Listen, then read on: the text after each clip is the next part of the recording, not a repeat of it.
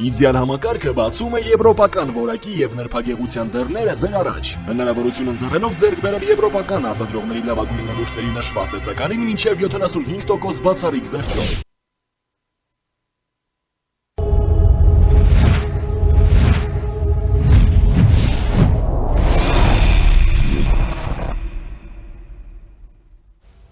Առաջին եթերում մանրամասներն են, բարև ձեզ, ձեզ հետ է Դավիթ Ստեփանյանը, այսօր իմ առաջին հյուրն է Արցախցի հանրային գործիչ Տիգրան Պետրոսյանը, բարև ձեզ, պարոն Պետրոսյան։ Պարոն Պետրոսյան, ես գիտեմ, որ դուք ունեիք բնակարանի խնդիր, ինչպես եւ երևի թե մեծ մասը մեր հայրենակիցների, որոնք դարձել են էթնիկ զտման քաղաքականության զոհ եւ այսօր ապրում են Հայաստանում, կարծես թե ձեր խնդիրները սկսում են լուծվել, համենայն դեպս այդպիսի խոստումներ են հնչում։ Մեր ձևով ժողովրդական շարժման համակարգող Նարեկ Կարապետյանը երեք նշել է իր ասուլիսի ժամանակ, որ 20,000 բնակարան է պետք է կառուցվի, չգիտեմ ով է կառուցելու, բայց կառուցվելու է, այն էլ Երևանի շրջակայքում է դա լինելու, որպեսզի արցախցիները կարողանան ապրեն առանձին շրջանում Երևանի շրջակայքում այդ 20,000 բնակարաններում, պահպանելով իրենց, ցիտում եմ ես հիմա, լեզուն, մշակույթը, բարբառը եւ այլն եւ այլն եւ այլն։ Այսինքն կարծես թե ձեր բնակարային խնդիրները սկսում են լուծվել։ Ինչ եք կարծում։ Համենայն դեպս խոստանում են լուծել։ Կարծում եմ Նարեկ Կարապետյանը խփելանցել է Նիկոլ Փաշինյանին պոպուլիզմով։ Նախ 20,000 բնակարանները ինչքան ժամանակում պետք է սարքեն։ Այդ մեկ։ Երկրորդը նախընտրական ոնց են ասում բանից որսից հետո ընտրություններից առաջ է ամենաշատը ժամանակ են խափում կրվի ժամանակ հա հիմա ընտրություններից առաջ քաղցր բաներ ա որը դուրեկան է արցախցիներին որոշ զանգվածին եւ միանշանակ միտված է որպեսի ձայներ հավաքեն բայց ես ցավում եմ որ նման կերպ են իրանք սկսել այդ պոպուլիզմով 300,000 աշխատատեղ 5 տարում, եթե բաժանում ես մի տարում դառնում է 60,000 աշխատատեղ, այսինքն ամսում իրանք 5,000 աշխատատեղ պետք է բացեն։ Ներեալ թիվ է։ Ստալինյան ինդուստրիալիզացիայի տեմպերն են մոտավորապես։ Ախր ես հույս ունեի, որ գոնե մի հատ քաղաքական ուժ կձևավորվի, որը այդ պոպուլիզմից, բանից մի քիչ հեռու ռեալ լուծումներ կգտնի եւ այլն, բայց ցավոք սրտի մենք հակառակն ենք տեսնում, խփելանցել են իրենց ռոլիկներով եւ այլն, եւ ես իրենց խորհուրդ եմ տալի, որ հիմա դա նեպարակացիտ էլի, հասկանում եք, ժողովուրդը այնքան են բանարել, որ լուրջ պետք է մոտեցում ցույց տալ, այդ երեխավարի այդ ռոլիկները բանը մի կողմ դնեն։ Ուղղակի իրանք գիտեն, որ լավ ֆինանսավորում ունեն եւ գիտեն Հայաստանում, որ դրանից էլ շատ մեծ բան կա կախված եւ կարծում եմ, որ ընդդիմության առաջին տեղն են գրավելու։ Կարծում եք առաջին տեղը կգրավեն։ Կարծում եմ Քոչարյանից կանցնեն Քոչարյանական ուժերից։ Միանշանակ կանցնեն։ Հենց հիմա գնում է, ես ասել եմ, որ Նիկոլ Փաշինյանը խաղաղության օրակարգի շնորհիվ կհավաքի իրան 50+-ը, կարող եմ նույնիսկ ասել 55-ից 60% ձայն կհավաքի։ Երկրորդ տեղը մեր ձևովը կանցնի, որովհետև այնտեղ խլոցի է հիմա գնում ձայների եւ արցախցիների մեծամասնությունը ոչ թե Սերժ Սարգսյանին, այլ Ռոբերտ Քոչարյանին ձայն կտան, այլ կտան մեր ձևովին, ես համոզված եմ ուղղակի։ Նույնիսկ երրորդ տեղը չի գրավի, եթե Ծառուկյան Գագիկը մտնի քաղաքականության մասնակցի ընտրություններին եւ կարծում եմ մասնակցելու է, որ Ծառուկյան Գագիկից էլ ցածր կհավաքի Քոչարյան եւ Կոմելի, եթե դա իմ պրոգնոզն է, եթե Քոչարյանը մտնի էլ ազգային ժողով 4-րդ տող է մտնելու, եթե մտնի։ Այսինքն ձեր կանխատեսմամբ ստացվում է, որ Նիկոլ Փաշինյանի քաղաքական ուժը փաստորեն կառավարությունը ձևավորել է միանձնյա 50+-ով։ Հա, եթե ֆորս մաժորային իրավիճակներ չլինեն 55-ից ավելի շատ է հավաքելու, քան 21 թվականին։ Իսկ կոնկրետ ինչ ֆորս մաժորային իրավիճակ կարող է լինել ձեր կարծիքով։ Իրավիճակը պատերազմն է, երկրորդն էլ ֆիզիկապես բացակայությունն է իր։ Թե հիվանդություն, թե չգիտեմ, ճիշտ է,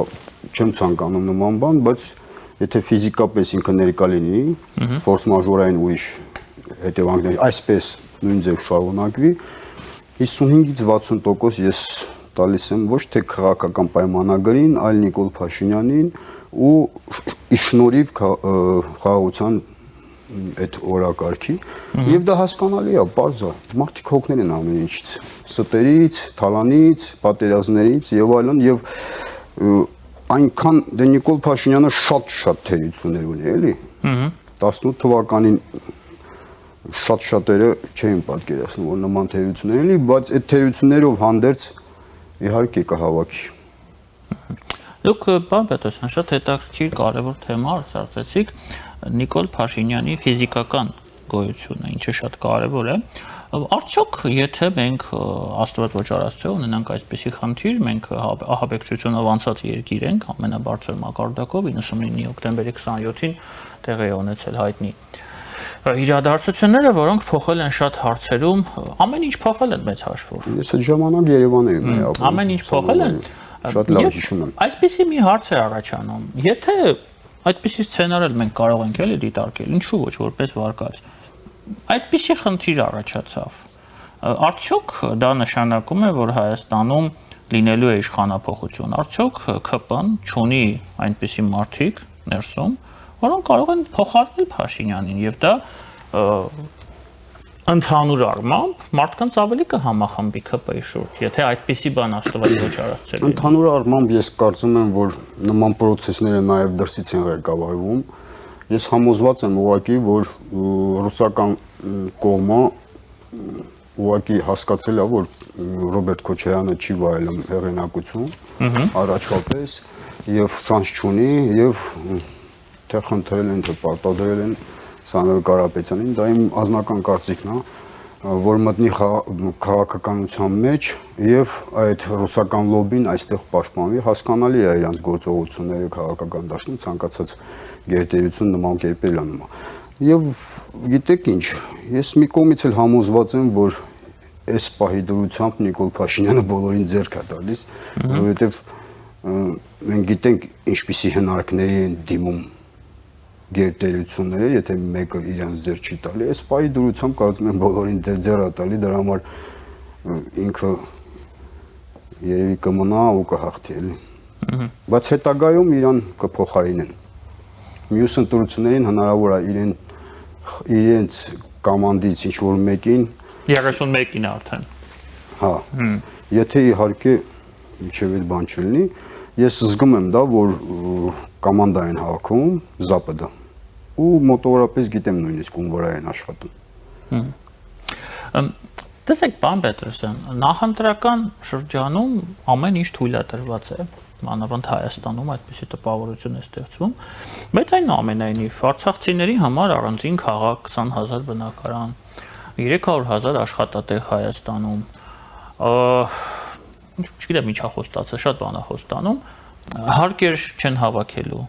Հարկեր չեն հավաքելու, էլի դրա համար եմ ասում, լուրջ չէ։ Հարկերից ազատվելու են, հա, մարդիկ մեր ձևով ազատվելու են։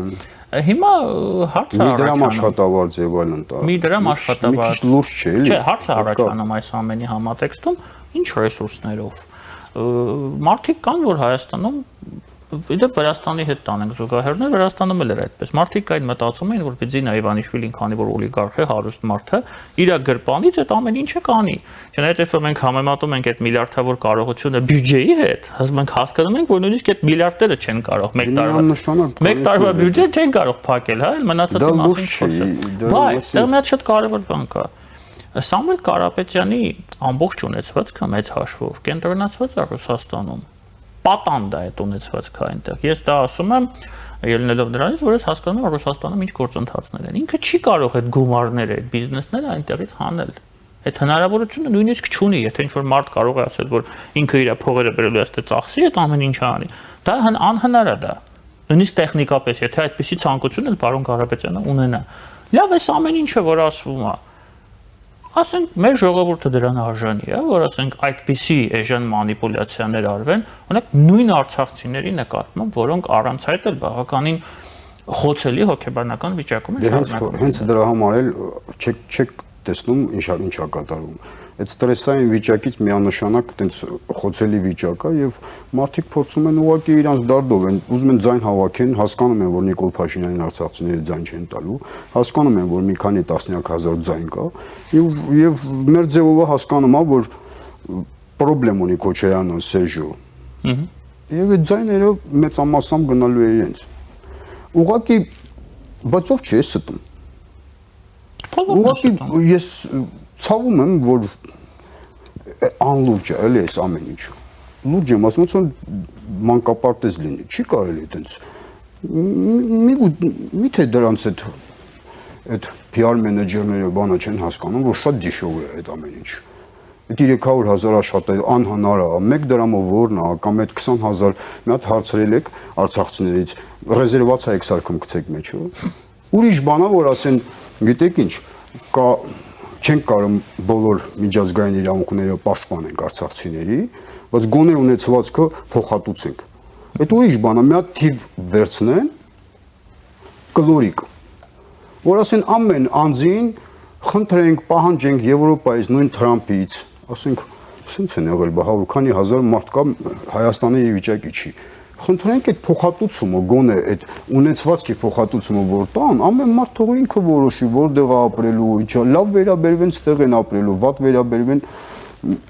այնպես չի, որ մենակ արցախցիներն են արտագաղթում։ Ամերիկայի կեսը, Գլենդելի կեսը Հայաստանից է գնացել, տարբեր պատճառներով, տարբեր։ Մենք ամեն ինչ պետք է անենք, որ մարդիկ շատանան այստեղ։ Ղարաբաղի խնդիրի խի եմ ասում, մի հատ լավ ղեկավար չկար, որովհետև Պաստարանի կա ինդեքս 6 երջանկության ցուցիչ, բայց դա մի կողմ դնենք մեր պայմաններում։ Դեմոգրաֆիկ աճ որ երկրում չի գնում, չի կարող ղեկավարությունը ասի լավ եմ ղեկավարել։ Արցախում այնքան ծախսեր են արել, երջանկահիշատակ Լևոն Հայրապետյանային այդ ծրագիրը հասանենք, դա լուրջ ծրագիր էր, խթանող, լուրջ։ Ղարաբաղի մասշտաբներով շատ լուրջ ծրագիր է։ Շատ լուրջ ծրագիր է։ Այսինքն նույնիսկ այդ ծրագրերի շրջանակներում, որ ինքը խորախուսում էր այդ ծնելիությունը եւ այլն, դեմոգրաֆիկ աճ չէր գնում։ Մարդիկ արտագաղթում էին։ Մեկին նեղացնում էին, մեկը ինքն էր նեղվում։ Հասկանում եք, չի կարա այդպես։ Հիմա ես նույնը ստեղ եմ ասում։ Ղարաբաղում շատ ծանր էր, չէ՞, շնչելը։ Եթե ուղղը տանջատես, ոնց որ կենթանու նման ապրես, շատ հեշտ է։ Ոչ միլիցիաները քեզ բան ասում, ոչ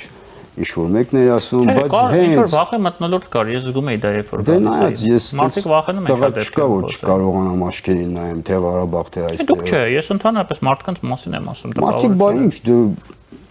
նույնից եմ կրկնում, եթե իրանք ոչ մի բան չունեն։ Կար աշխատանքը կորցնելու վախ, ամենամեծ վախը հասարակությունում։ Չէ՞։ Հա, բա ոնց։ Ասենք մարդիկ շատ էին վախենում, ինչ որ ավել խոսքի համար աշխատանքից Դա կոչվում է ընտրություններին ոնց է գոսրեսուրս է կոչվում։ Պետական ադմինիստրատիվ ռեսուրսը հենց այդ վախի մթնոլորտն է ցանկացած երկրում։ Թե Հայաստանում էլ առաջ թե հիմա մի քիչ ոնց որ ազատ է, բայց մեկը էլի ադմինիստրատիվ ռեսուրսը ոչ մեկ չի ադմինալ։ Տիգրան, բացի այդ խարախուսվող պոպուլիստական խոստումներից ռեզերվացիա սարքել 20,000 բնակարան, Արցախի բարբար եւ այլն, կա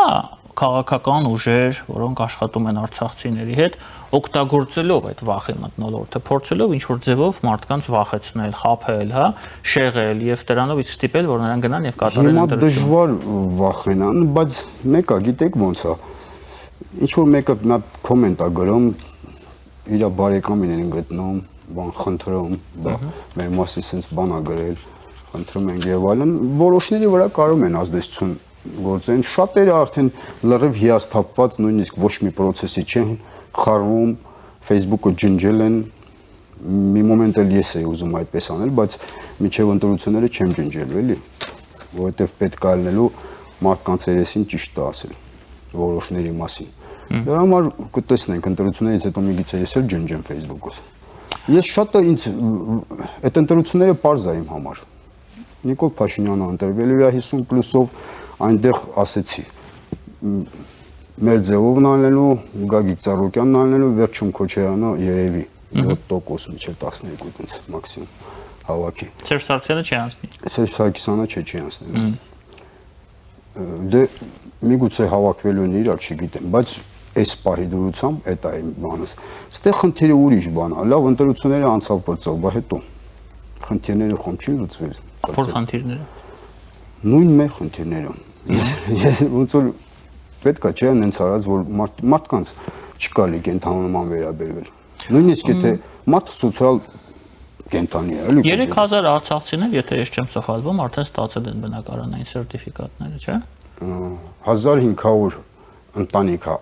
օգտվել, դա որ ասում եմ մի ամսվա կտրվածքով եմ։ 3000-ը դիմել են, 1500 ստացվել են, 1500-ին չի ստացվել, բայց 25000-ից ավելի ընտանիք կա, այսինքն շատ փոքր տոկոսակ կազմում, նամանավանդ որ 2 տարուց ավելի անցել է։ Իսկ խնդիրը ինչու՞մ է որ դանդաղ է գնում տենց։ Գումարի խնդիր կա, թե քաղաքացիություն չէ։ Իմ կարծիք, չէ, դե մենք սաղ ստացել ենք մեզ մերժել են։ Տարբեր խնդիրներ է, Դավիթ ջան։ Խնդիրը կոնտակտ չկա, դրա համար է խնդիրը։ Հա, անցած անգամ էլ եք ասում։ Իմիջիայլուց։ Լավ, ես ուզում եմ դրա մասին էլ պետք է խոսել։ Մեր Ձավանի բանի Վաղար Շապատի Էջմիածինի քաղաքապետը, որ ընտրվել է, ԿՊԱ-ական է, չէ՞, պարոն Մեխակյանի, Մեխակի տղան։ Միանգամից բան ասարկել։ Խորհրդական մարմին ասարկել, արցախցիներին հրավիրել մի քանի հոգու։ Ասեց գնացեք արցախցիների հետ շփվեք, տեսեք ինչ խնդիրներ կա, ինչ խնդիրներ կա, ամեն ձև փորձենք լուծենք։ Ու այդ խմբում այդ խորհրդում ներգրաված մարդկանց հետ ես կոնտակտի եմ գնացել, ասում են շատ լավ է վերաբերվում մեզ, ցանկացած պրիոմի ժամանակ, ընդունելության ժամանակ կեսից ավել արցախցիներն լինում, բոլորի հարցերը լուծում է եւ ամեն ինչ անում է, որպեսզի մնան։ Դա է պետականամետ։ Պետականամետ մտածելակերպ է, ես իրա ցավը տանեմ, ես տարոցն էլ մնացած քաղաքապետներին եւ մի զարմացեք, որ մարդիկ ասում են գնում են ինչ որ օրինակ Դավիթին, Մասիսի քաղաքապետը։ Խիք զարմանում, որ արցախցիները իրան գովում են։ Չէ, պետական բյուջեի հաշվին արցախցիների հարցերը լուծում է։ Չէ, ես ձեզ ասեմ ինչ։ Քաղաքաշինական, ես գիտեմ ասում ինչա կատարում։ Քաղաքաշինական ծրագրերը բոլորը կանգնեցվել են։ Չէ, ես գումարները ուղղել են արցախցիներին։ Այդ մարդը օրինակ այդ ինձ պատմել են, ես գիտեք, որ ես էժի դեմ եմ, բայց ինձ պատմել են, որ 2-3 օր այդ մարդը գիշերներով մանա եկել, դե նա ավտոյով ա քնած, տարել տեղավորել։ Հիմա այդ նման վերաբերմունքի համար մարդիկ իրան ընդունում են։ Չէ, հասկանալի է։ Բա մնացած բա ում ընդունեն, լավ։ Մեկը вообще ոնց որ մենք չկանք, մեկը դրա համար մի զարմացեք, որ օրինակ մարդիկ գնում են ՀԿ-ի ներկայացուցիչ Դավիթին ընդունում, որովհետև Դավիթը մարդկային վերաբերմունք է ցույցաբերել։ Այն մեկը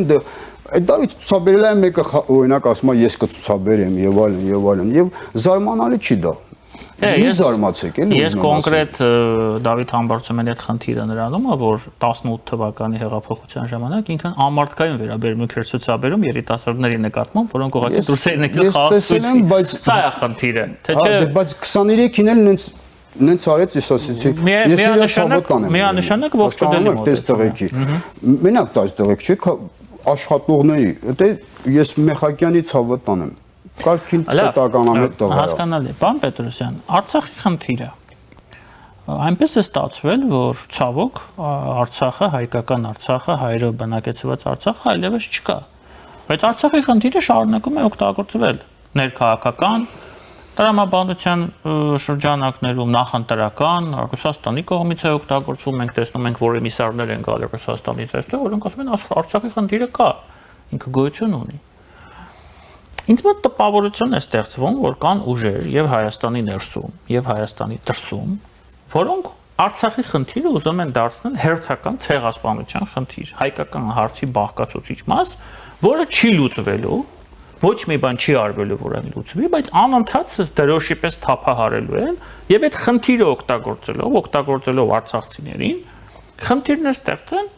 Հայաստանի Հանրապետության համար, այնպես ինչպես տարիներ շարունակ, երբ որ մենք ունենք ռեալ Արցախի խնդիր, Արցախում հայեր բնակեցված Արցախ, դա չէր լուծվում, չէ՞։ Լուծվում էր, այսինքն իմիտացիա էր, որ լուծվում է ցեղասպանության խնդիրը։ Մենք գնում էինք դեպի միջազգային ճանաչման ցեղասպանություն, ունենալով ռեալ խնդիր Արցախում, որը պետք է լուծեինք։ Այդ ցեղասպանությունը։ Եվ հիմա մենք լսում ենք, այս վերջերս չէ հայտնի դարձավ, որ Ուրուգվայի արտգործնախարարը գալիս էր, որ ճանաչեր Արցախի անկախությունը։ Եվ դրան խանգարեց Ռուսաստանը։ Նոր ենք իմանում այդ մասին։ Արդեն գալիս էր Երևան, որ կար Արցախ ճանաչ, Ռուսաստանը խանգարեց։ Հիմա այդ նույն մարդիկ ասում են մենք պայքարելու ենք Արցախի իրավունքների Արցախի ճանաչման, Արցախի, չգիտեմ, ազգերի ինքնորոշում եւ այլն եւ այլն եւ այլն։ Այսինքն հերթական անգամ փորձ է արվում այս լուրջ խնդիրը, որը եղել է եւ չի լուծվել, դարձնել հերթական իմիտացիոն խնդիր, այնպես ինչպես նույն մարդիկ եւ նույն դերակատարները դարձրեցին հայոց ցեղասպանության փաստը։ Սա իմ համար փաստ է։ Քաղաքական եւ դա երկրի ներսից է արվում եւ երկրի դրսից է արվում։ Դուք ինչ եք մտածում այդ ուղղությամբ։ Ես իմ կարծիքս ասել եմ եւ հիմա էլ եմ այդ նույն կարծիքին Արցախ վերադարձնելը միայն պատերազմով հնարավոր, որի մենք հիմա ընդհանրապես պատրաստ չենք։ Ուրիշ ես չեմ կարող այդ պոպուլիստական եւ այլն, բայց գիտեք ինչպես կյանքը ցույց է տալի, որ շատ պավարոտնի մոմենտ է լինում էլի արտաքին քաղաքականության մեջ եւ այդ իրավական բազան պահելը դա ի վնաս Հայաստանի չի կարա գործի եւ ինչու՞ չեք դուք օրինակ մտածում որ նույն Ռուսաստանից մարդկանց կանչում են խափում են ասում են հենց Ուկրաինան բարձնի Պուտինը Ադրբեջանը քանդելու է դուք գնալու եք այսինքն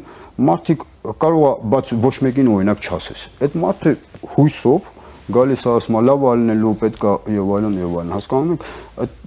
պետքա այդ տարբերակներն էլ քննարկած էլի ինչ են այդպես անում մեծամասամբ ես ձեզ ասեմ 90%-ից ավելը դա պոպուլիզմ է որպեսզի ձայներ հավաքեն ուղղակի այս ֆոնին ես միշտ ասել եմ ես զարմանում եմ Նիկոլ Փաշինյանի պահվածքից չգիտեմ այդ պահվածքը ինչի հետ է կապված բայց շատ է զարմացնում ինձ այդ պահվածքը որ ինքը իր մի հատ քայլով կարող է այդ շատ այդ կարտոնի դոմիկներ քանդի էլի բայց չի անում այդ հարցին պետք է պատասխանել միգուցե դա բացատրվում է նրանով որ Ռուսաստանի հետ հարաբերությունները չի ուզում վերջնականապես փչացնել որովհետև մենք հասկանում ենք չէ այդ բոլորի հետևում Ռուսաստանն է կանգնած երբ որ թելը սկսում ես քաշել Ռուսաստանն է տանում բայց Նիկոլ Փաշինյանը պետք է ամեն կերպ նենց անի որ հարաբերությունները լրիվ չփչանա դա եմ ասում էլի դրա համար միգուցե չի ուզում այդ կարտոչնի ձեր ասած դոմիկները քանդել լավ հասկացեք էլի Ռուսաստանը տես քանի միլիոն հայ ապրում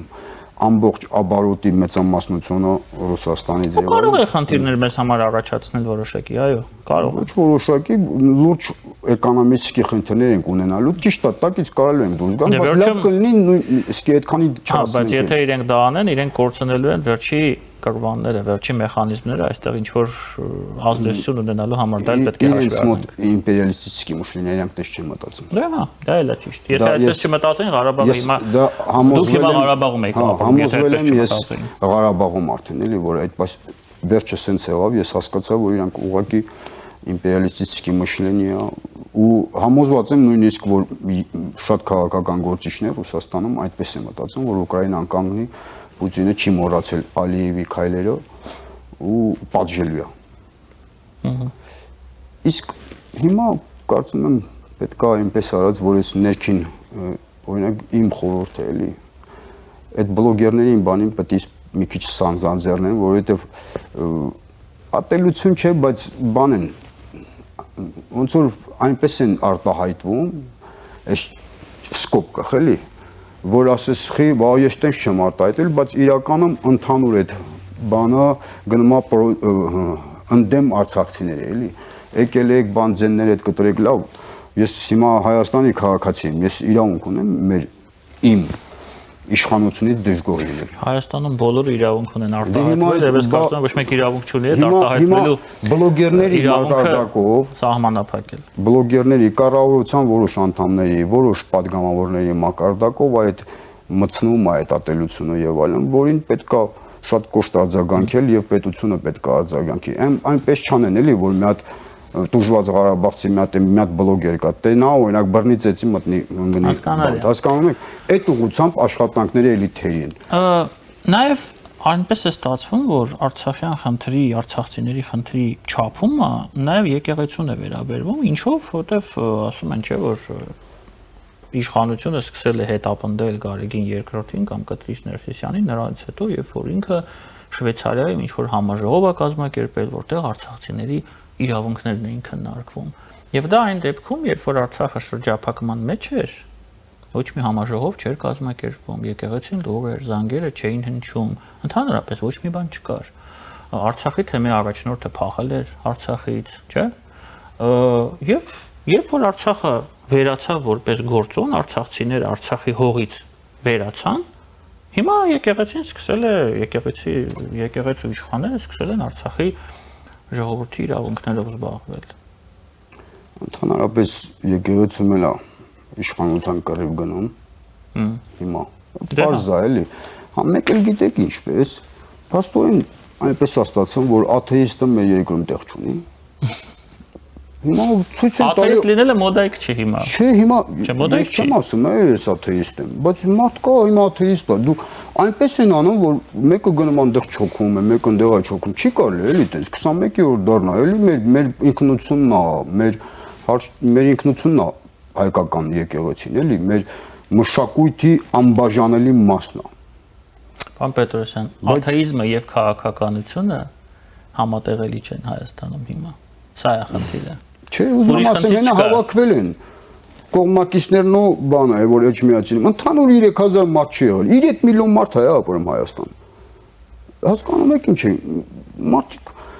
ուղղակի ես նորից եմ ասում, հայ ազգին շատ է հեշտ խաբել, մանիպուլացնել եւ այլն։ Մենք բազմիցս տարիներով ենք դա տեսել եւ ներկա պահին են մանիպուլացվում տարբեր կողմերից։ Դե մենք մեր զրույցը այդ մասինն է։ Մանիպուլացիա եւ ես ցավում եմ մեր նման գործերը ես կրկնում եմ այդպես չեն անում։ Ես չեմ պատկերացնում, որ դա պետք է եղել սիրուն առանց վեշումայի պլի ուղարկել։ Այդ ձևը եթե չեն կարող ունենալ թույլ են։ Յամա թույլ են, բան չեմ ասում։ Չեմ պատկերացնում, որ ժողովրդավարությունը, պարոն Պետրոսյան, մենք ժողովրդավար երկիր ենք, չէ՞։ Ժողովրդավարությունը չեմ ասում, գնան կարակին կամ բան անեն։ Կան չեն ցույց տան, ասեն խախտել ես գնա էլի իզուր։ Դե ցույց տվեցին, ասում են Ցույց չեն տվել աշխարհ։ մի հատ ցույց տվեցին եզրասի բանը, ասացին, դա բանը հայերեն է գրած, ուրեմն կեղծ է, ռուսերեն գրածելներ, որ ռուսերեն գրածելներ կեղծ չէր լինի։ Դա ԱԱԾ-ում չէին կարող ռուսերեն գրել, ես դա չեմ կարող հասկանալ։ Դոնեք այդ ԱԱԾ-ի գործակալ եւ այլն։ Հիմա որ բան անենք, ոնց որ հասկացել եմ քաղաքական դաշտի մեծամասնությունով այս կամ M1-ի ցույց տալու բան կա։ Գործակալներ։ Ցույց տալու բան կա։ Բայց հարցը չի, էլի։ Հարցը չի։ Ես նորից եմ ասում, ես կոնկրետ, ես որ Պարքև Սրբազանին որոշ բաներ եմ մեղադրում է Ղարաբաղ։ Էլի տենց կտկոտում էին ինձ, էլի։ Դա տեսանք, էլի։ Ով է ինչ արժի։ Ու մարդ են դրանք, մարդ։ Եվ իրանց ասեմ, նույն Պարքևին էլ Գայեգին երկրորդին էլ Նիկոլ Փաշինյանն էլ բոլորին։ Աստված կա։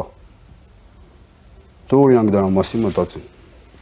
Շնորհակալ եմ ձեզ, պարոն Պետրոսյան, հարցազրույցի համար։ Մեր հյուրն էր Արցախի հանրային գործիչ Տիգրան Պետրոսյանը, քիչ անց մենք կվերադառնանք եւ կշարունակենք մեր աշխատանքը առաջին եթերում։